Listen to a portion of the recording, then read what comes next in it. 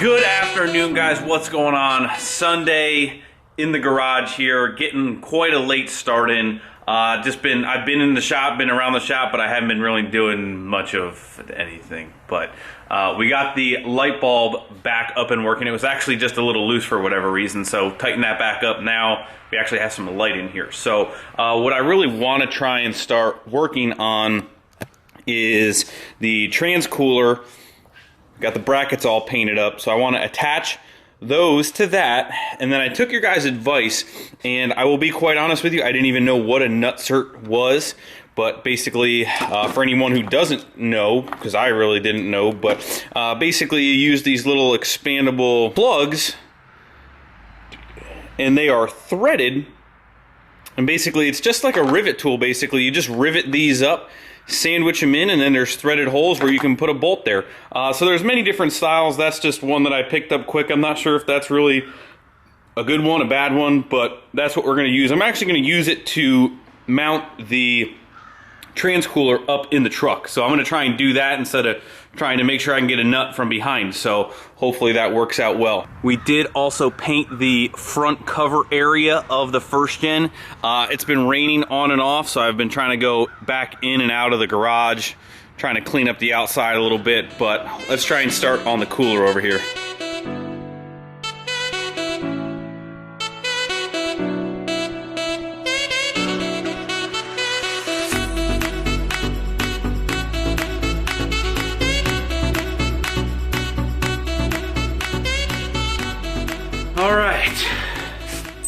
Alright guys, so I finally found some hardware that I thought was good.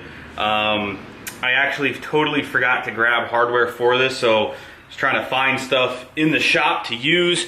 But I actually had these little spacers just to give this flat stock a little bit of more area for airflow to get by. I didn't want to put it down flush, that way it might have, you know, you want to make the airflow the best possible, so those spacers should help maybe a little bit. Here's the hardware pile that I was searching through to try and find some hardware for that, now that I've made a complete mess. This is probably about 3 or 4 common rail trucks that I've stripped down and used parts off of, spare stuff that hasn't gone back, like on my pull truck stuff. So that's basically all of my metric hardware from taking some trucks apart, some stainless steel stuff, not to mention all the crap over there I was looking through. So, but that's done. We're gonna go set that up in the truck, drill the holes, and then get to the nutsert part of this install, hopefully. I'm not even gonna try and lie. Today is not going very smooth. So we are just gonna push through and get done what we can get done, guys.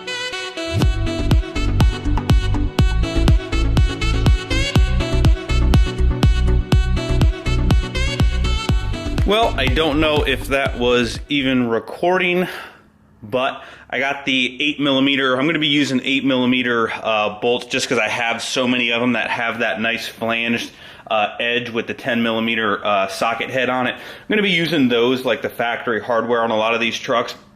I'm going to be using those. So I got the 8mm holes drilled, so now I can go set that back up in there and then mark with my paint pen where I want the nutserts to be. Then drill the holes for the nutserts, insert those, and then hopefully I'll be able to mount this up in the truck after that is now done.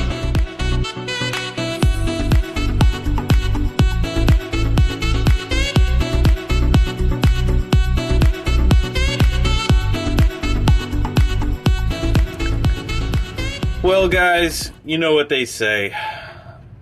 When you're having a bad or rough day, you can probably expect it to not get any easier. So I put the first one in. It seemed to go pretty well. I had to squeeze it pretty hard. I took the tool out and then put a bolt in there, and it seemed to go in a little weird. And then it kind of just pushed right through.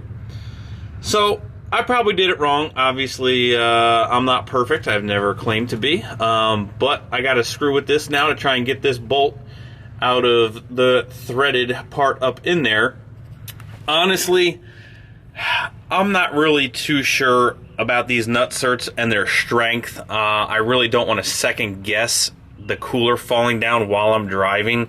What I've done before, and you know, My hands are shaking because I'm laying upside down. But what I've done before is I actually just took a small hole saw so I could get to the back side of this hole, put a flat washer on there, then a lock washer. That way I know 100% that nothing's ever going to come fall down. I'm sure that these are just as strong as that, and it alleviates for that. But as of right now, I only actually have 2 more, or actually 3 more of these because I had 4 total. But seeing that I just want to get this done, I think that's what we're going to end up doing.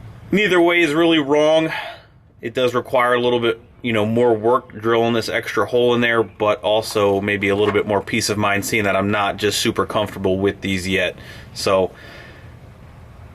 that's the plan, I think, as of now. This is Greg's happy face. Yay. It is also now starting to rain out, which is super awesome. Alrighty guys, I know it is very hard to see because we are so low on the ground, but the cooler is now mounted. Let me swing around this way. Of course the battery is about to die, but the cooler's all mounted up, completely secure. We have the O-ring adapters to number 8, which is 1/2 inch, in the cooler now.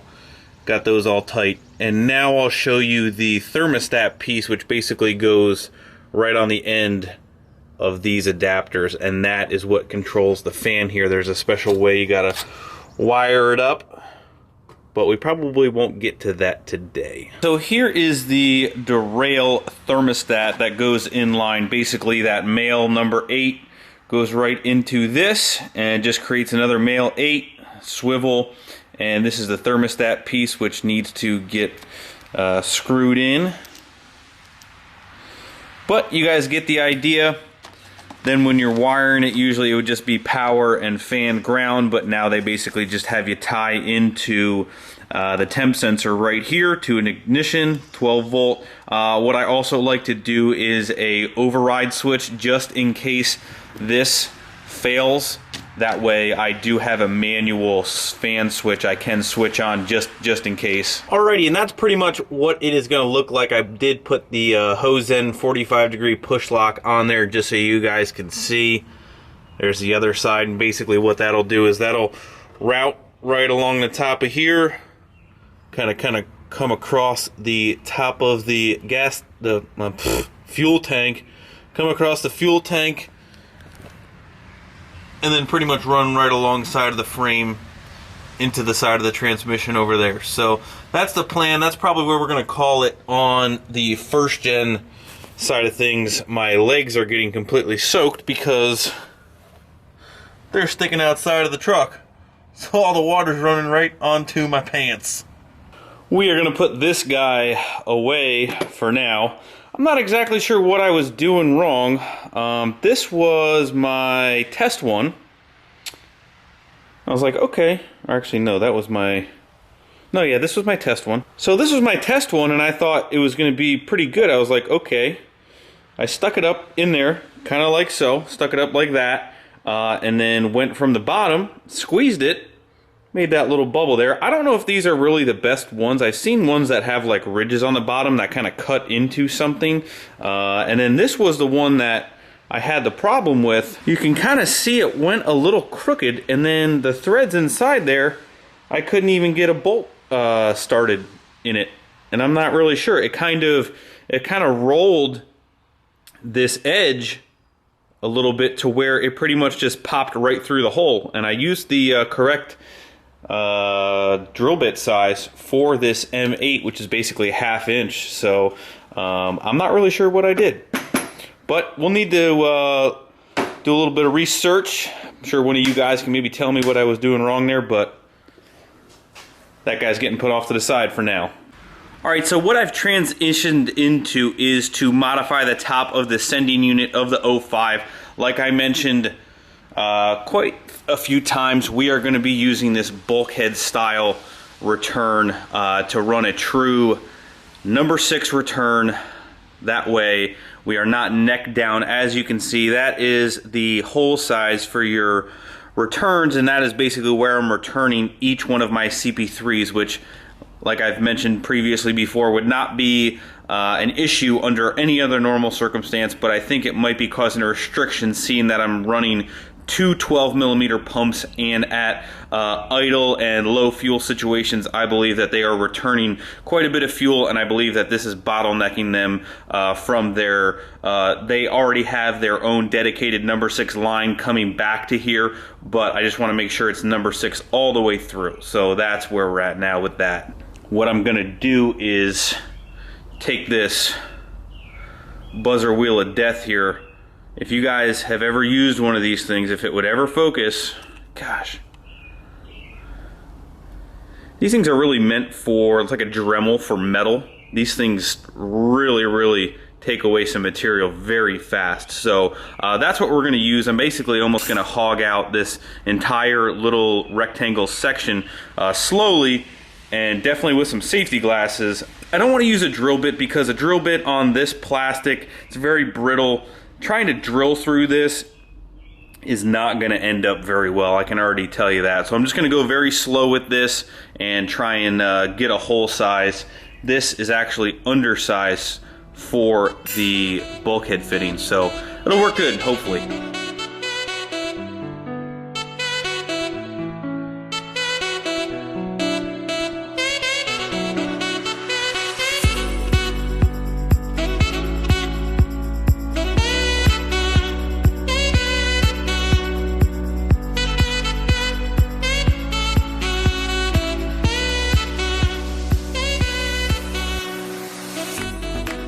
Alrighty guys, and there you have it.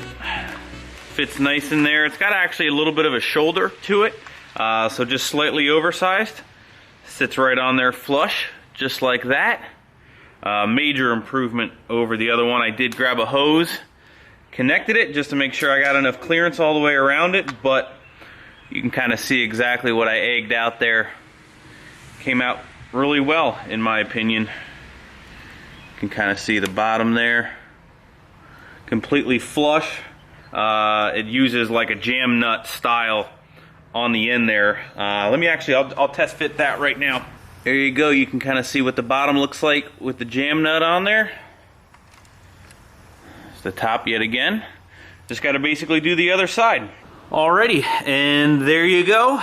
The finished product. Just got to finish really just cleaning it up, tightening it up, put it back in the truck. On Sundays though, usually my family tries to do Sunday dinner, so we are doing Sunday dinner tonight. So I do have to run to Sears quick, which I think I'm gonna take you guys there, and then we'll meet back in the garage after that.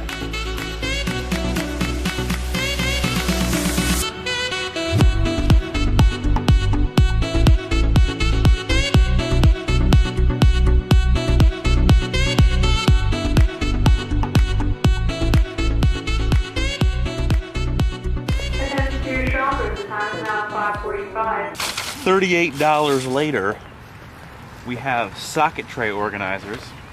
Sorry, Ryan.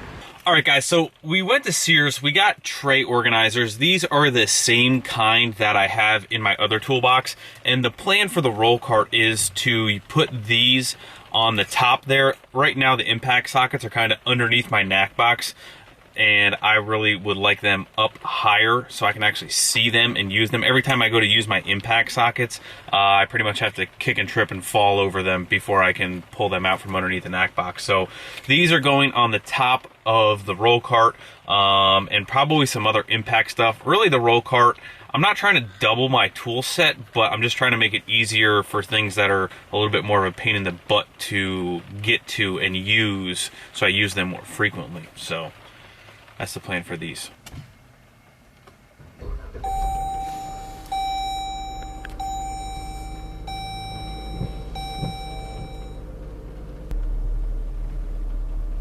So we are now headed to Applebee's for dinner. I will catch up with you guys back in the garage after we are done.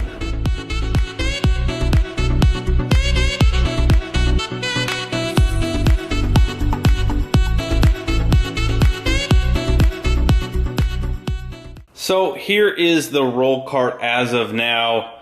Got our swivel socket impacts, extensions, air gun. Got all the sockets up top. That set I was pulling them out of was a Ingersoll Rand set that I got quite a while back that had, you know, as you can tell, there's some blanks in there, but mostly all of the common sizes of the impact. So pretty much almost a complete impact set. Moral of today's workday is if you can't get in a groove with one thing, go to the next thing. What I find that really helps me out is if I'm struggling to get into a groove of trying to get things accomplished and checked off, I usually bounce to something really, really easy, get the momentum going, and then work towards something else so I can actually feel accomplished for the day. Today was pretty rocky as far as actually getting production done. Really wasn't what I had planned at all for getting stuff done. I wanted to get a lot further today, but it's not the end of the world. Tomorrow is a new day, so just keep that in mind if you are struggling. As always, thank you guys so much for watching. I really do appreciate it. Hit that like button before you leave. Subscribe if you haven't already. I will see you guys tomorrow.